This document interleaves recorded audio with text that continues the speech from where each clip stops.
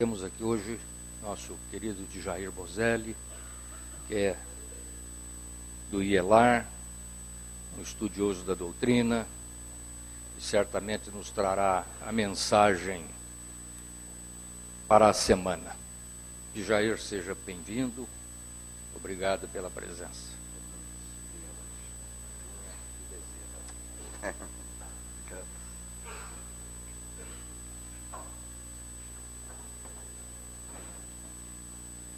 Bom dia.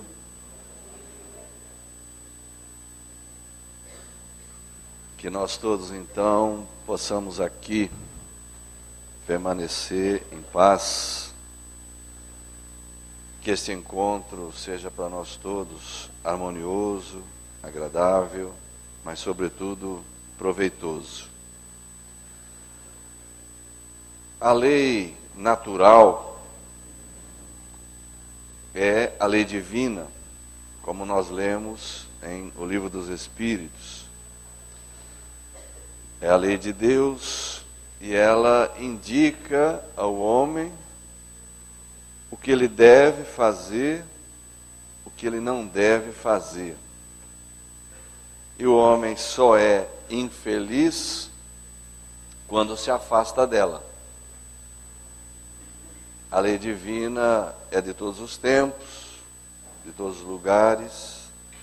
Ela é imutável como o próprio Deus é imutável. O que varia, o que tem variado ao longo do tempo, ao longo de todos esses séculos, é a forma como ela tem sido apresentada por aqueles que se fizeram ou se têm feito os seus expositores, os seus mensageiros, os seus apresentadores, que de um lado,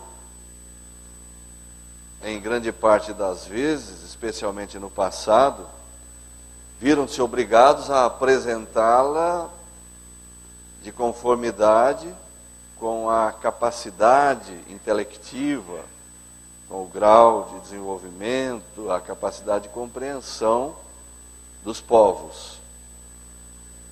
De outro lado, pela própria limitação que muitas vezes caracterizou e ainda caracteriza aqueles que se fazem os expositores das leis divinas. Mas, indubitavelmente, o que varia muito é a capacidade de compreensão daqueles que ouvem, a nossa capacidade de entendimento. E o despreparo com que muitas vezes nós nos propomos a receber as informações sobre as leis divinas. Como não podia ser diferente, Jesus abordou essa questão com muita propriedade, como lhe era peculiar, de uma forma magistral. E o registro está, a princípio, no Evangelho de Mateus, no capítulo 13, iniciando o capítulo, mas está também em Marcos e também em Lucas. É a primeira das parábolas propostas por ele, que é a parábola do semeador. Ali nós encontramos um retrato perfeito, simples, como era o modo dele de falar, sobre exatamente a capacidade de compreensão, a forma de aceitação, as diferentes maneiras através das quais a humanidade recebe, assimila a mensagem do Evangelho ou as leis divinas e o tipo de resposta que cada um é capaz de dar a essa mensagem. Esses três evangelistas citados, Mateus, Marcos e Lucas, são aqueles que escreveram os evangelhos, que geralmente são chamados de evangelhos sinóticos, pelo fato de serem bastante semelhantes. Sabemos nós todos que o Evangelho de João é bastante diferente dos outros três. Ele apresenta situações diferentes, o modo de apresentar também é diferente, as falas do Cristo que ele traz, em grande parte nós não encontramos nos outros três. Emmanuel, quando foi indagado a respeito da missão que coube a João, evangelista, por esse fato mesmo de ser diferente, respondeu que a ele, dentro da especificidade das tarefas confiadas a cada um, a ele coube a tarefa de revelar um lado divino da missão do Cristo. Então ali a gente encontra as coisas apresentadas de uma maneira muito peculiar. Mas os outros três são muito parecidos, embora não iguais, evidentemente, há diferenças. Nesta parábola do semeador, por exemplo, nós vamos destacar uma diferencinha que aparentemente é insignificante, mas que é importante. Vamos recordá-la rapidamente, só recordar, porque é claro, todos nós a conhecemos, acredito que bastante bem, até porque, apesar de nós espíritas não termos, ou a maioria não ter, creio eu, o hábito de ler a Bíblia, esta parábola especificamente, como outras, está inserida em o Evangelho segundo o Espiritismo, que nós temos o hábito de ler. Ela está lá no capítulo 17, Sede Perfeitos. Então vamos recordá-la rapidinho da forma como Mateus apresentou. Então ele diz assim: o semeador saiu a semear, e uma parte da semente caiu à beira do caminho. Vieram os pássaros e comeram. Uma outra parte da semente caiu em terreno pedregoso. A terra era pouco profunda, então ela logo nasceu. Mas como a raiz não tinha profundidade, saindo o sol, queimou. Uma outra parte caiu em meio a espinheiros, e os espinhos crescendo, sufocaram-na. E finalmente uma parte caiu em terra boa e deu fruto. Um a 100, outro a 60, outro a 30. Ouçam aqueles que tiverem ouvidos de ouvir, foi o que disse o Cristo nessa ocasião. Lembrando que ele estava em Cafarnaum já, e esta parábola foi proposta ao povo em geral, ele dentro de um barco, já um pouco afastado da multidão, e o povo lá fora, na margem, ouvindo. Foi nessa ocasião que os discípulos perguntaram a ele: por que o Senhor fala a eles por parábolas? E ele disse: eu falo a eles por parábolas porque a vós outros foi dado compreender os mistérios do reino de Deus, mas a eles não. Eles ouvindo não ouvem, ouvindo não compreendem, vendo não veem. É bem verdade que nós podemos facilmente imaginar que nesse momento ele foi bastante complacente, benevolente para com os seus discípulos. Porque, é claro, é fato notório que também eles, em muitas das ocasiões, ainda não compreendiam as coisas que ele dizia. E esse foi um momento típico disso, porque depois eles o interrogaram, pedindo a ele que explicasse a eles a parábola. Eles também não tinham compreendido.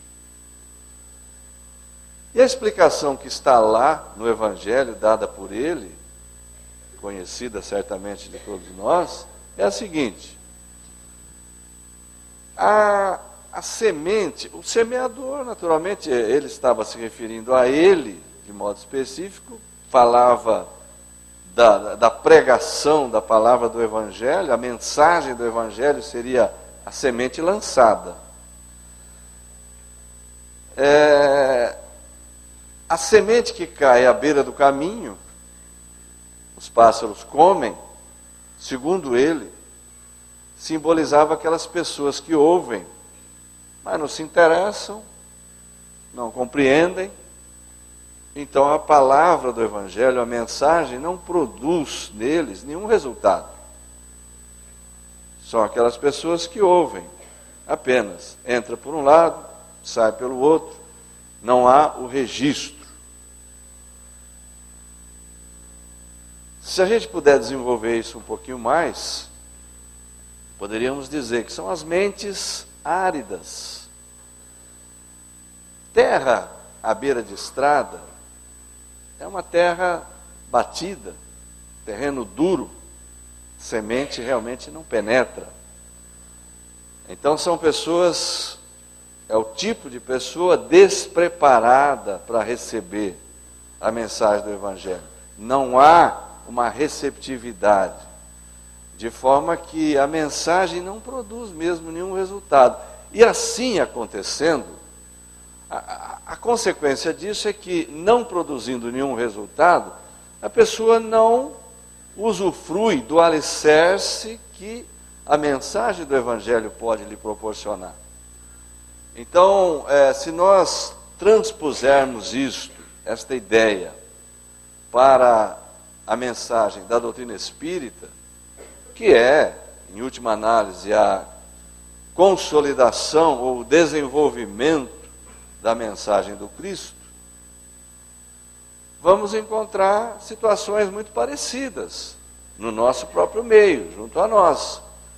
Então nós vamos encontrar, por exemplo, por falta de conhecimento da doutrina espírita, muitas vezes ideias que tomam corpo, que são aceitas, que as pessoas aceitam como verdades, porque não possuem uma base de entendimento, uma base doutrinária.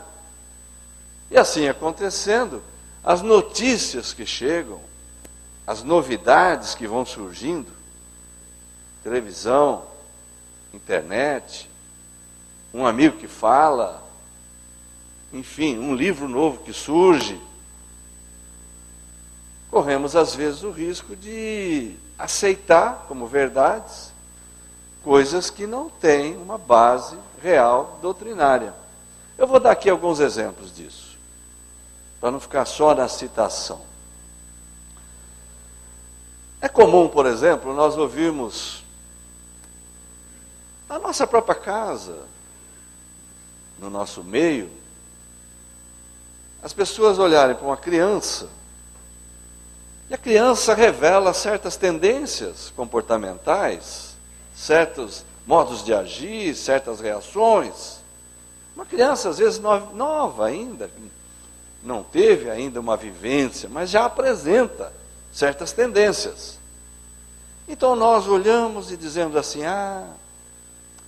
isso aí ela puxou do avô fulano de tal. Então eu pergunto a vocês, isso tem alguma base doutrinária? Por que que nós, com 20 anos de espiritismo, continuamos a falar essas bobagens? Porque é uma bobagem. Se você ler, por exemplo, a questão 203 do Livro dos Espíritos, você vai encontrar uma pergunta assim: os pais transmitem aos filhos uma porção de suas almas ou se limitam a lhes dar a vida animal, que mais tarde outro espírito, outra alma virá dar a vida inteligente? E está ali a resposta: somente a vida animal. Outro espírito virá animar esse corpo, com características próprias. Um pouquinho mais, um pouquinho além. O codificador indagou assim: os pais frequentemente transmitem aos filhos uma semelhança física. Ponto e vírgula. Transmitirão também semelhança moral? Essa pergunta diz respeito à transmissão por geração, geneticamente. Resposta: não. Os pais dão apenas o corpo.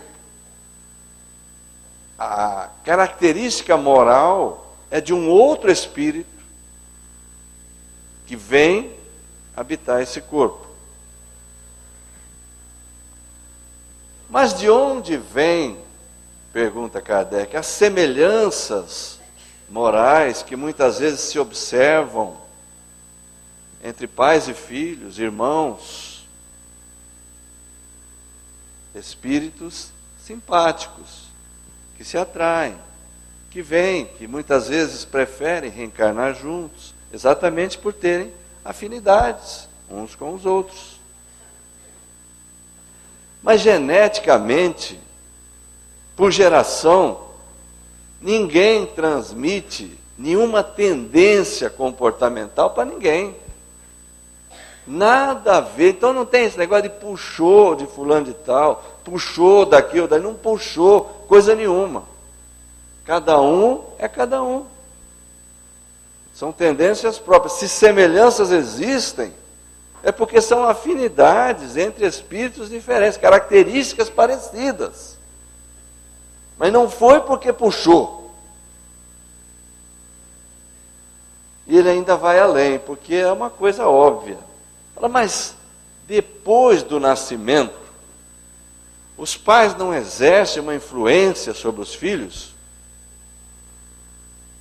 E os espíritos, é lógico que vão dizer, bom, mas aí é um caso diferente. É claro que sim. E eles têm obrigação de fazer isso. Essa é uma missão que é dada aos pais. Os espíritos, os pais, têm por obrigação melhorar os espíritos dos filhos através da educação. É uma obrigação, uma missão que eles têm. E a hora de se fazer isso, como todos sabemos, é a partir da concepção, né? Então, nenhuma mãe vai ser internada no Bezerra de Menezes porque está falando com o filho na barriga. Podemos ficar tranquilos com relação a isso. A hora de começar a falar com ele, a hora de fazê-lo sentir-se querido, sentir-se amado, é a partir dali. Porque nós não sabemos quem é que está vindo para viver conosco. Então esse é o momento de começar. Se perguntaram uma vez, perguntaram a um especialista em educação, uma mãe com uma criança de 6 meses, doutor, quando é que eu devo começar a educação do meu filho? Que idade ele tem? 6 meses. Então a senhora está 15 meses atrasada. Simples, dessa maneira. Esse é um exemplo de incoerências doutrinárias que ocorrem exatamente porque não há o conhecimento, não há a base. O que Jesus falou, ouve, mas não compreende. Então não forma essa base de sustentação que o Evangelho vai dar. O pássaro vem e come. Que pássaro é esse? Qualquer tipo de influência externa que se exerça sobre a pessoa. Qualquer tipo. Espíritos desencarnados, espíritos reencarnados, não importa. Porque a pessoa não tem uma base. O que se disser a ela, talvez ela não tenha, talvez sim, talvez não, mas provavelmente não vai ter o discernimento suficiente para avaliar se aquilo é bom ou se não é. Porque ela não se deu ao trabalho, não se permitiu assimilar a mensagem do Evangelho. Então essa questão de puxar é uma delas. Tem também a história do gato. Aí é comum a gente escutar assim, olha, é bom ter um gato em casa. Aí eu já fiquei contente. Né, Dalva? O Bob está lá firme. Né? É bom ter um gato em casa, porque o gato pega tudo que é de ruim e pega para ele. Que maravilha, então, não? Isso é um espetáculo, já pensou? Que aquelas pessoas que têm uns 20, 23 gatos, a vida delas deve ser uma maravilha, não acontece nada de ruim. Né? Porque o gato, um só já dá conta, imagina 23. Né? É um espetáculo. E a gente ouve as pessoas falando isso, não é? Não, é puxar, é o gato. Há pouco tempo eu escutei uma história interessante. Uma pessoa assumiu a direção de um estudo na casa espírita. Isso eu escutei porque eu estava presente, eu vi acontecer. E aí ele soltou a seguinte pérola. Eu vi na internet, não sei se é verdade ou não. Bom, primeira coisa, se você não sabe se é verdade ou não, guarda para você, não fica propagando. Né? Mas enfim, está lá que um planeta vai se aproximar da Terra e vai projetar uma radiação, uma vibração, uma magnetização de alto teor, de excelente qualidade, que vai mudar as pessoas. Então essa maldade, a violência, essa coisa toda, isso daí vai resolver o problema. Fantástico, né? Então nós vamos esquecer, vamos deixar de lado todo o nosso esforço pessoal, o nosso empenho, aquilo que cabe a nós fazer para corrigirmos as nossas imperfeições, nos melhorarmos, e vamos deixar por conta desses planetas aí, porque uma hora ou outra Deus vai se compadecer, vamos mandar um planeta lá para colocar uma vibração boa, melhorar todo mundo assim, de repente, aí fica ótimo, né? Fica todo mundo bom. Aí para de acontecer crime, para de acontecer tudo isso. E melhora tudo. Não, porque agora a Terra tem que passar por uma transformação. Então, mas não é de fora para dentro. Nós sabemos disso, não é? Não é de fora para dentro. Bom, mas teve uma parte da semente que caiu em terreno pedregoso. Vamos acelerar esse negócio, senão... Né? E aí, terreno pedregoso, ele quer dizer assim, de baixo é pedra, é rocha, tem um pouco de terra, rasinha. Como a semente caiu ali, ela vai nascer logo, porque a terra não tem profundidade. Porém, exatamente por não ter profundidade, a raiz pouco profunda, o sol forte, o sol quente, vai queimar e vai acabar com ela. Quando Jesus foi falar a respeito, ele falou assim, é quando a pessoa recebe a mensagem do Evangelho, inicialmente com entusiasmo, com empolgação. Mas depois, sobrevindo às tribulações e perseguições por causa da palavra, ele desanima e abandona. Então, na época dele era mais complicado. Ele sabia disso, por isso que ele falou esse tipo de coisa. Abraçar a ideia do Evangelho, tornar-se cristão naqueles tempos, acabava sendo realmente uma coisa muito perigosa. A pessoa arriscava a própria vida, não raramente. Então, assumir realmente que era discípulo de Jesus, cristão, acabava dando no que deu para muitos deles, que acabaram morrendo nas arenas, nas cruzes, e assim por diante, ou com a cabeça cortada. Então, sobrevindo perseguições e tribulações, o sujeito chega até a negar, fala, não quero, não sou, e deixa para lá, como o Galileu Galilei. Você vai para a fogueira, se você não vai, então tá, beleza.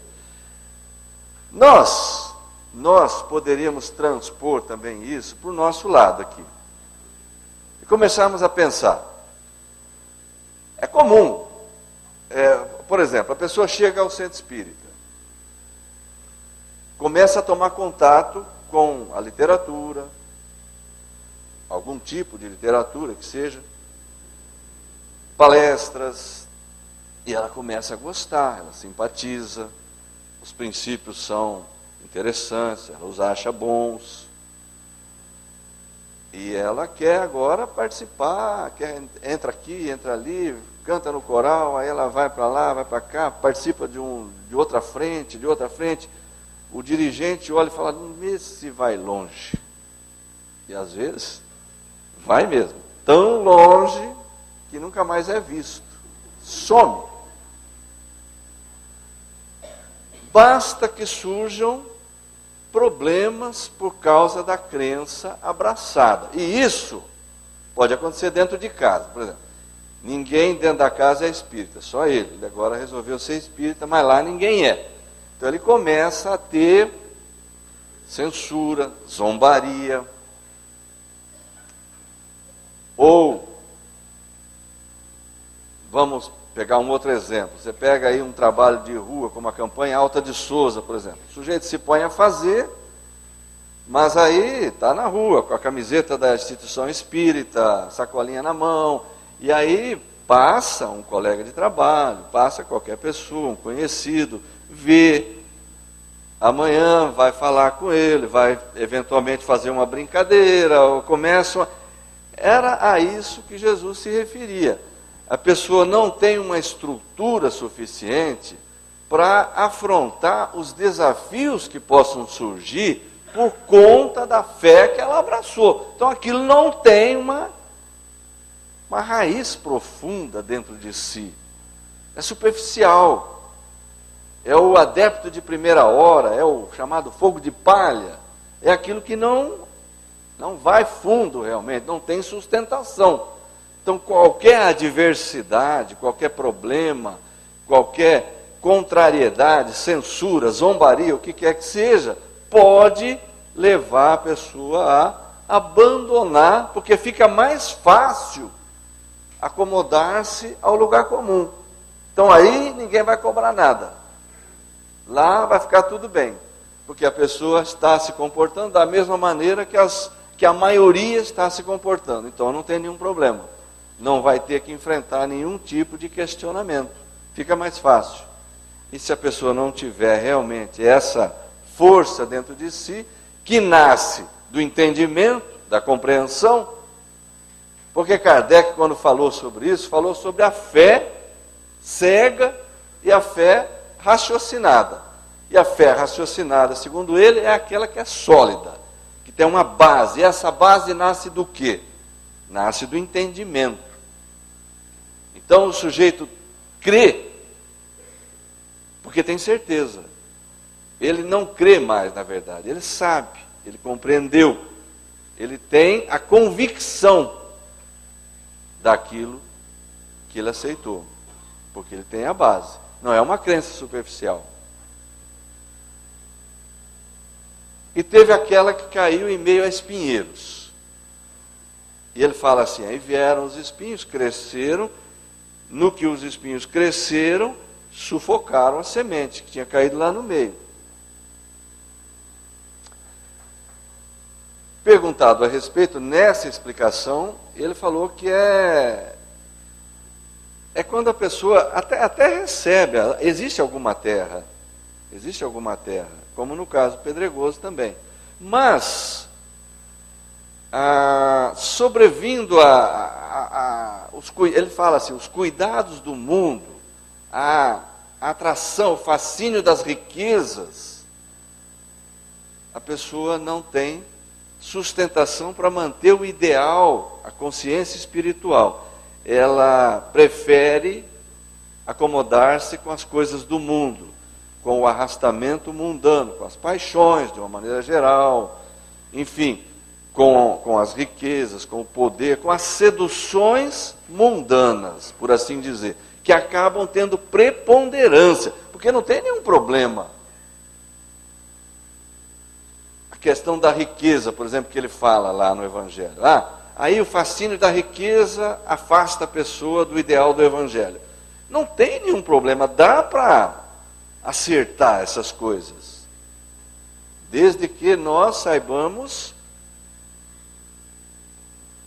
ordenar, hierarquizar, atribuir uma ordem de importância adequada a cada coisa.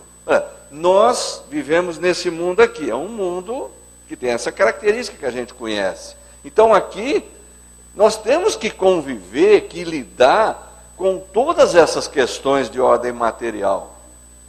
E a ordem de grandeza do fascínio que elas vão exercer sobre nós depende do modo como nós administramos essas coisas.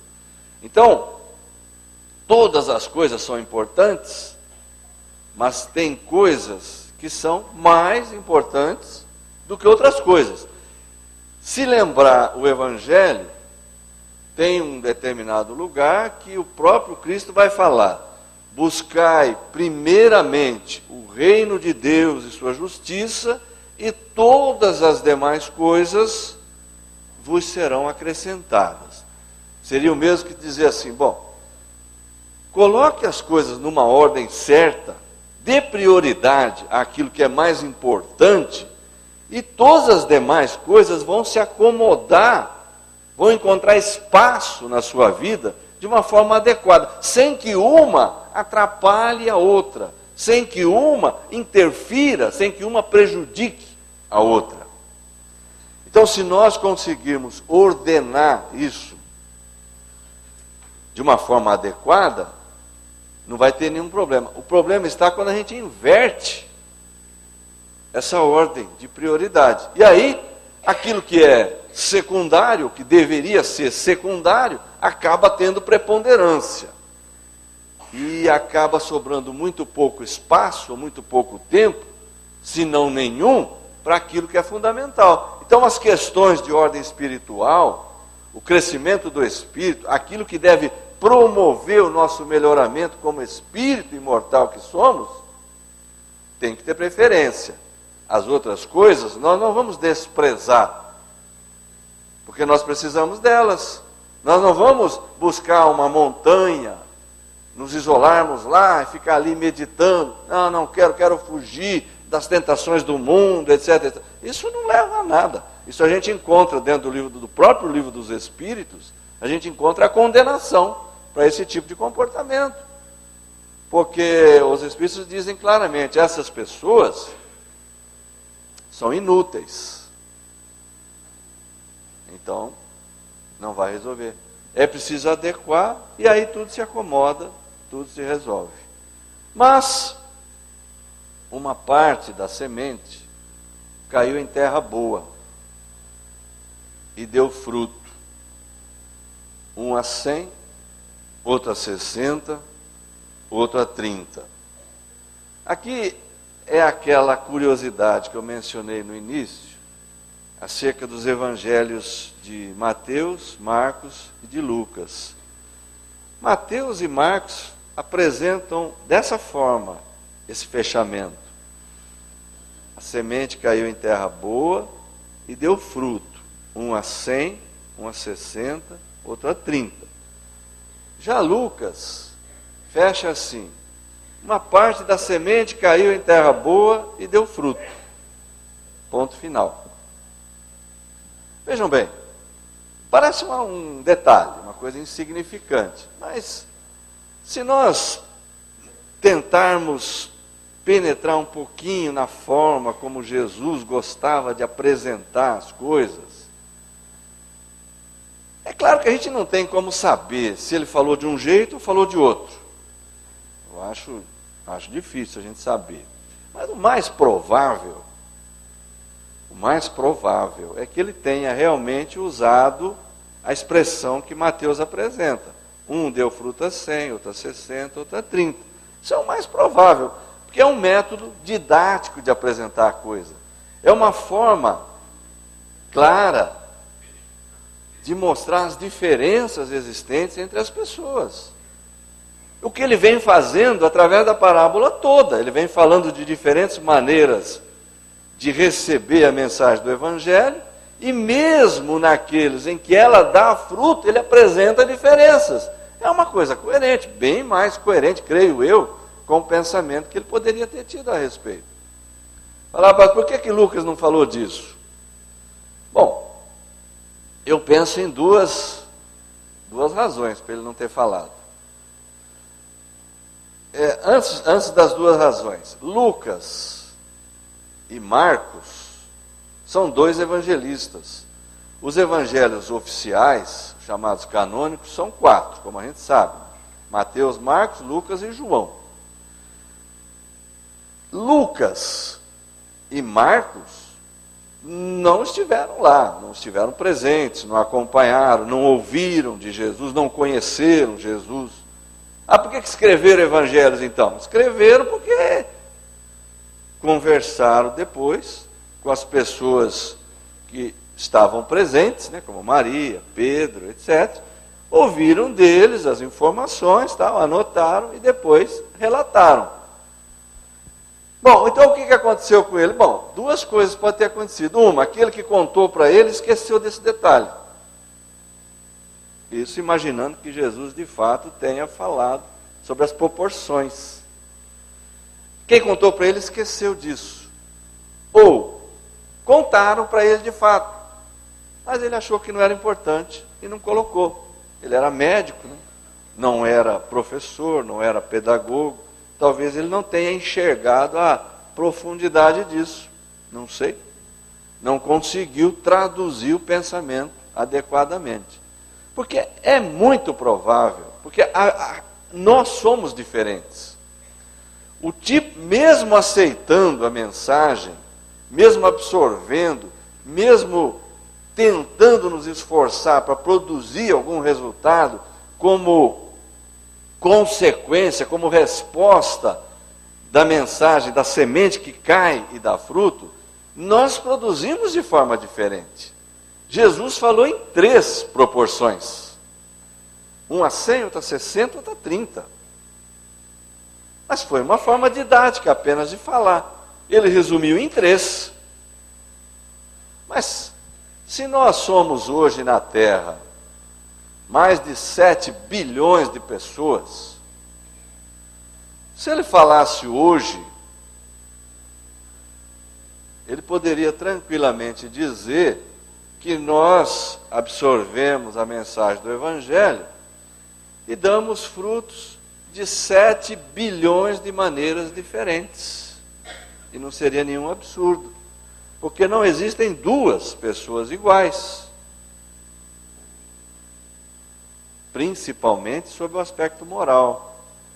O aspecto moral na sua abrangência mais ampla, de acordo com o original francês, envolvendo aí a inteligência, a bondade, enfim, todas as particularidades morais de uma pessoa. Nós somos diferentes, não existem 2 pessoas iguais. Então é perfeitamente natural que o tipo de resposta que a gente dê ao Evangelho seja diferente, vai variar mesmo de uma pessoa para outra. O importante é dar algum tipo de resposta. O importante é não deixar que a semente se perca. O importante é permitir que ela germine. É lógico que cada um, de acordo com a sua possibilidade, da forma como entendeu, a capacidade que tem, limitações próprias, etc., cada um vai dar uma resposta pessoal, uma resposta própria, mas que ela possa ser dada. Se nós não somos aquele que produz 100, ou 60, ou 30, que nós possamos ser aquele que produz 10, ou 5. Mas o importante é exatamente isso, que a semente do Evangelho não se perca, que ela possa encontrar dentro de nós um terreno fértil, onde ela possa brotar, se desenvolver.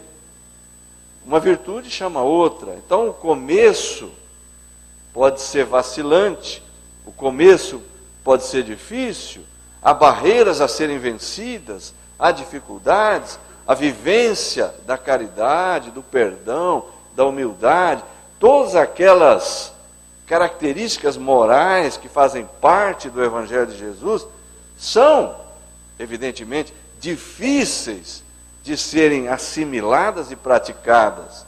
Cada um tem peculiaridades, cada um tem uma facilidade maior numa coisa, outro tem na outra. Um é mais desprendido, menos apegado a coisas materiais, outro é mais paciente, aceita melhor as coisas, mais tolerante, outro é mais benevolente, mais bondoso. Mas que cada um possa produzir dentro daquilo que já tem condição de produzir.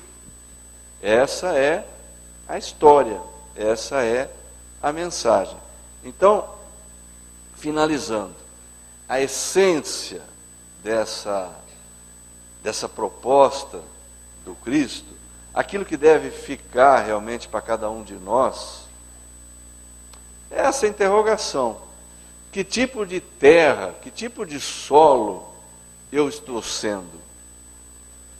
Beira do caminho, aquele terreno duro, batido, terra estéril, onde nada produz? Terreno pedregoso, aquele sujeito que se empolga, mas logo perde o ânimo? Espinheiro, estou mais propenso a me entregar às coisas do mundo, os valores espirituais podem perfeitamente ficar para depois? Ou eu sou terra boa? Que tipo de terra eu estou sendo? Muito obrigado a todos pela atenção, um bom domingo, muita paz.